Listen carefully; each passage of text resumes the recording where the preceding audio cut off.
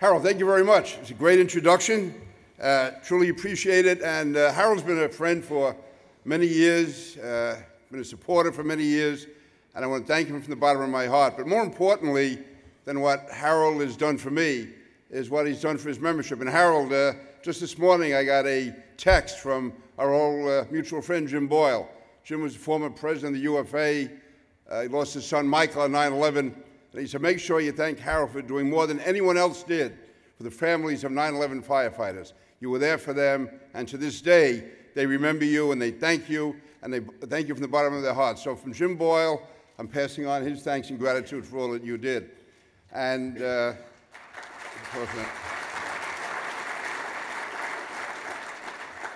by the way, the world has come a long way. Jim Boyle and I are texting to each other. If you knew both of us, you'd realize what a miracle that is. Also, I want to acknowledge Pete Gorman, your chief of staff. Pete was in New York for many years, the FDNY, UFOA.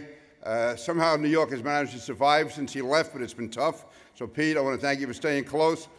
Let me also thank Steve Cassidy for his friendship over the years, for his support.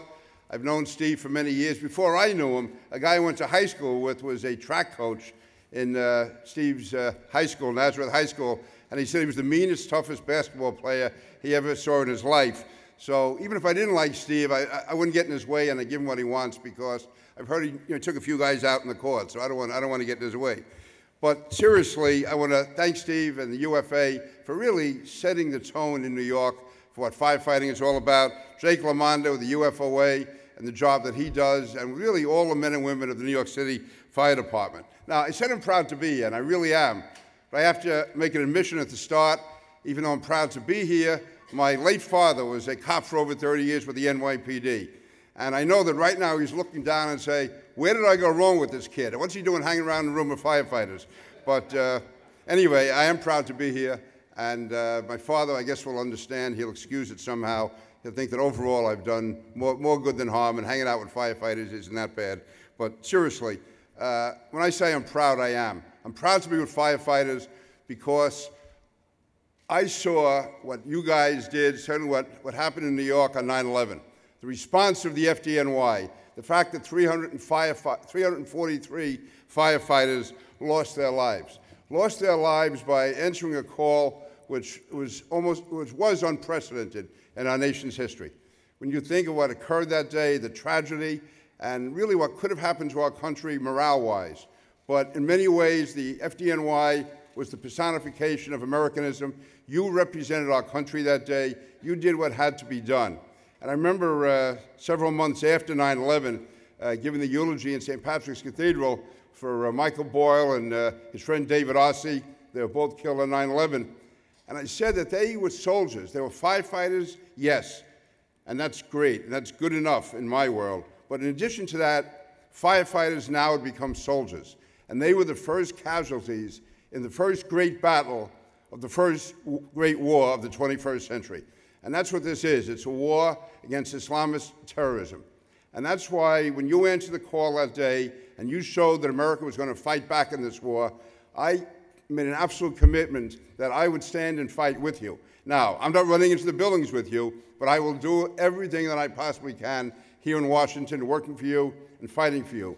And that's why I have fought hard for Homeland Security funding, because I know that you need the resources. We can't just say, yes, firefighters have to do all they did before 9/11, which was tremendous. But in addition to that, you have to be soldiers in the war against terrorism unless you get the resources you need to win that war, to protect yourselves, and in your case, more importantly, to protect the people of the United States. And I saw what you did in New York, and I want you to be able to do that throughout the country. Also, as chairman of the Homeland Security Committee, I did all I could to make sure that the FDNY was brought in and given the intelligence briefings, the security briefings that they need to do the job.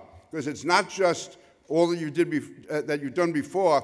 Now you have to also have the intelligence to know how to plan, to know how to train, to know what has to be done, to know how to respond when, God forbid, that attack does come. And it's something that I will, again, continue to do as long as I possibly can. And the message I want to get to the country is that what happened in New York could happen anywhere. And that's why it's so important that the money goes to areas that need it. Any area that could be attacked should receive the funding that they need, because we are all in this together. That is the main point you have to remember. This isn't New York, it's not California, it's not Boston, it's all 50 states, and it's every city and municipality in those states. Because we have an enemy which looks upon all Americans as being evil, as being wrong, and they're determined to kill us. And that's why all Americans have to stand together, and we have to make sure that firefighters get the funding they need from the Department of Homeland Security. But let me be honest, that's why I find it really hypocritical to have people come before you and say, I stand with the firefighters. We have to be with you. And then they don't vote to fund the Department of Homeland Security.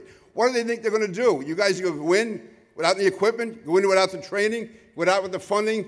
We're asking you to perform a federal obligation when you're defending this country against terrorism. And if that's the case, no member of the House, no member of the Senate should ever, ever deny you the funding that you need to do your job.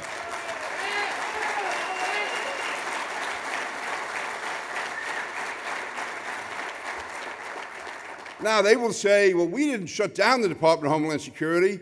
85% would still be working. They just wouldn't get paid. That's great, isn't it? You can go in, you can work, you don't get paid. Now, that's bad enough. But where do they think the money for the grants comes from the Department of Homeland Security? So, again, the fact that we went almost 5 months without the Department of Homeland Security being fully funded, the fact that we had to go vote after vote, and finally, last Tuesday, we're able to finally get it through the House of Representatives, to me was absolutely wrong. And I wish that people in other parts of the country who think somehow it's just New York or just Boston with the Boston Marathon, it could be anywhere. It could be the Mall of America. It could be Texas. It could be California. It could be Florida. It could be Kentucky. It could be any of those states where representatives voted against Homeland Security funding. And that's wrong. And to me, it's something that is indefensible. Another issue. I remember being down at 9/11 several days after the attack, being there with President Bush and seeing the exhaustion. That was only 3 days afterwards on people's faces working on the pile. I remember seeing my good friend Bob Beckwith standing there with President Bush on the top of the fire engine there with the megaphone. But I also saw months after that, all the firefighters and cops who were on the pile down there trying to find the remains of those who were killed. And today, and since then, we've seen the results of that. We've seen the lung diseases. We know that 90 firefighters have died because of the illnesses that they incurred at Ground Zero.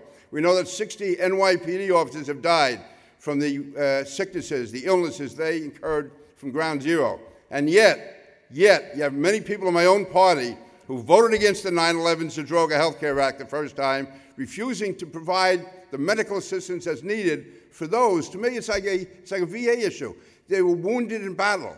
They received an illness doing what they had to do, and yet we have people in our government, and unfortunately people in my own party, who will not vote to provide them with the funding that they need to get the health care they need. Now, the Zadroga Act expires at the end of next year. By the way, when Harold talks about fights, that was one of the toughest fights we ever had to get the 9/11 health care bill through. It took us, I believe, 6 years before it finally went through on the last day of the session in 2010. And I don't know which was harder, winning the fight down here in Washington or going home and trying to explain to people why anyone, especially those who say what great heroes the firefighters are, were refusing to provide them with the health care that they needed to live and survive from the illnesses that they incurred. And if anyone thinks these illnesses are phony or fake, let them come forward. Let them go to the Little League games and see the guy in his 40s who's running marathons and now is on oxygen. So many people with the rare blood diseases, rare tumors, who are working together on a pile. Tell them that it's just a fluke, or they're faking it, or they're trying to get money they're not entitled to. When we give money all over the world and we find money for every special project, the least we can do is give firefighters the money, the support, the funding, the health care they need to live at least a partially normal life, because it'll never be normal again with the illnesses these people have.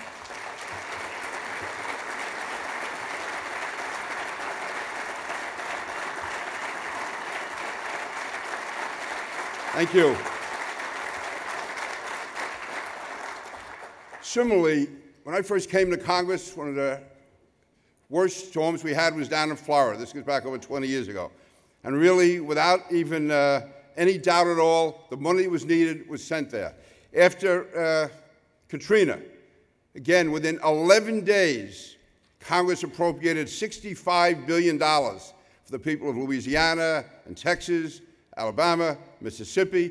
Again, it was just done because we're all Americans. I remember being down in New Orleans, I guess it was 2 weeks after Sandy hit, after Hurricane Sandy hit in 2005, and seeing the FDNY there. You had New York City firefighters down in New Orleans again, not even thinking about it, just being there. That was their job. They went down there to help others. And yet, when New York and New Jersey were hit with the worst disaster, worst natural disaster in our history, we could barely get a nickel. We had to fight and fight and fight, and the same representatives and senators from the same states that got billions of dollars, unquestioningly, over the years, suddenly they had great moral issues about where is the money going to go? How is it going to be spent? Why don't they spend the money first and then try to get reimbursement?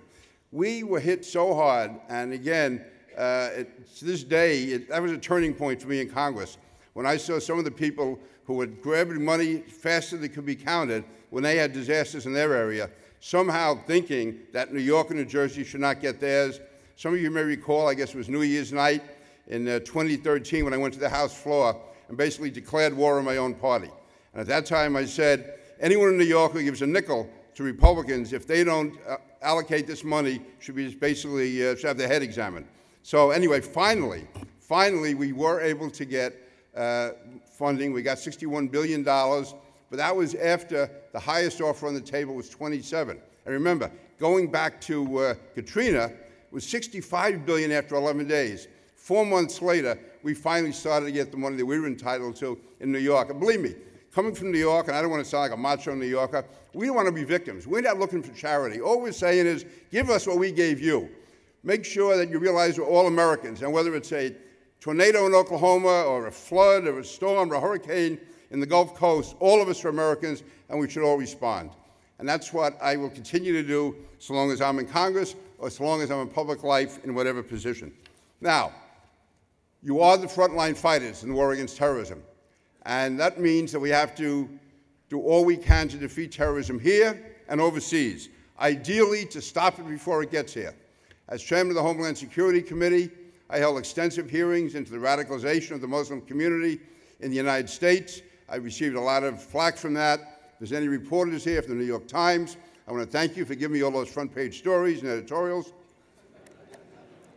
Unfortunately, I couldn't find it within you to say one good word about me, but I really take that as a badge of honor. Anytime I can be attacked by a left-wing rag like the New York Times, I am a happy man, believe me.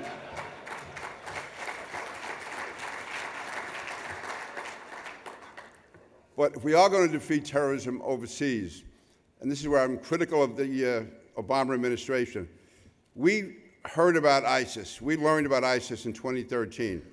As recently as a year ago, 2014, the president was still saying it's a JV team. He was saying that ISIS was not the threat that we knew it was going to be.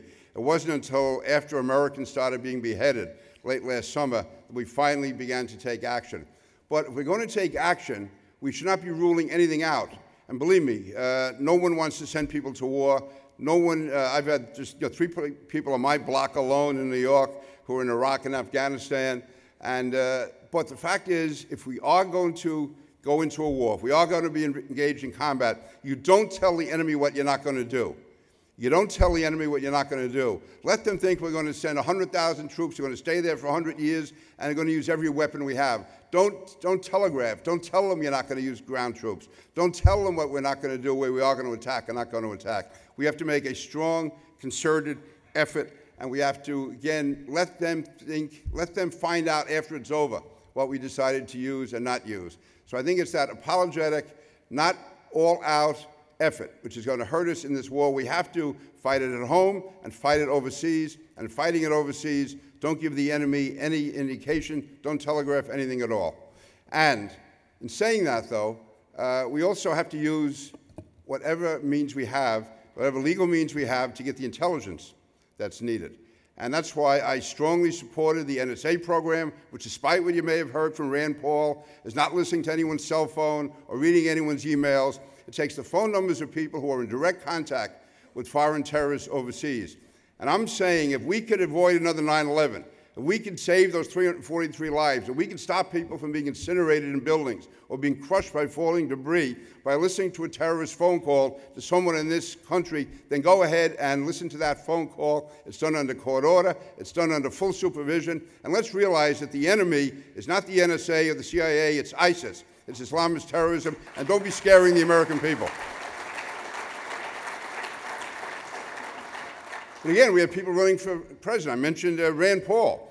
Now, he's concerned about drones. He's afraid the CIA might use drones to attack Americans drinking coffee in Starbucks. Now, and he gave a filibuster on the Senate floor talking about this. Now, if you were the head of ISIS and you were going to plan something against the United States and you wanted to do a background check on who the president was, and you found out that he thought the real threat was the CIA attacking Americans at Starbucks, would you really be that afraid to attack the United States? Now, then we have Ted Cruz, who believed that if the government should be shut down a year and a half ago. And he went on the Senate floor and read Dr. Seuss. Again, do you really want a commander-in-chief who thinks the way to run the government is to read Dr. Seuss on the Senate floor and shut down the United States government? No, we need responsible adults. We need people who realize that we're in a dangerous world, and thank God there are some people who are willing to step forward. Those in the military, those in police, those in firefighters. Let me just say also, because I was kidding at the beginning about my father being a cop, and I remember as a kid my father was a cop, my cousin was in the FDNY, and listening to a very interesting dinner conversation. So I heard all the arguments back and forth over who did what and who didn't do what. But the fact is, they're brothers, they stand together, and that's what the FDNY and the police have always done. But in that regard, I think it's wrong for people in elective office and people in the media to presume that a cop is guilty of murder before the grand jury has even come in with a verdict. I think it's important that we stand by men and women of law enforcement. We realize how tough their job is. And until you've walked in their shoes, don't be so quick to judge, because they're the ones who are protecting us, just as firefighters protect us every day. So listen, I don't want to go on so long. I know maybe a few before me did, so I don't want to fall into that trap. Plus Cassidy already has a hook he's going to pull me off the stage with, and I don't want Harold calling back to Jimmy Boyle. Oh, Harold, let me just say on this, I'll divert for 1 second. You know, we really do live in a great country when Harold Shapeberger is being honored by the New York City Irish, the Friends of Ireland in New York, as being the Irishman of the Year. Harold Shapeberger, Irishman of the Year. I mean, this is...